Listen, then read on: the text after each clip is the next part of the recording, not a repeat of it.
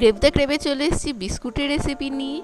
এটার জন্য ময়দাতে পরিমাণ মতো তেল ময়ান দিয়ে তাতে পরিমাণ মতো নুন এবং চিনিটাকে জলের মধ্যে গুলে ভালোভাবে একটা মিক্স করে নিতে হবে। ফ্লেভারের জন্য এখানে আপনারা এলাচ গুঁড়ো ব্যবহার করতে পারেন।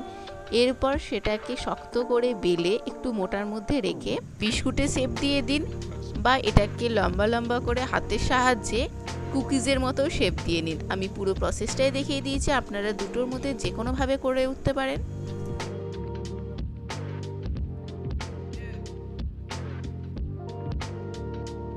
এরপর কড়াইতে সাদা তেল গরম করে একদম লো আঁচে এটাকে ভেজে নিতে হবে। 5 থেকে 7 মিনিট ভেজে নেবেন। যখন দেখবেন গোল্ডেন ব্রাউন কালার হয়ে গেছে সেই সময় তুলে নেবেন এবং তারপরই দেখবেন তৈরি হয়ে যাবে বিস্কুট।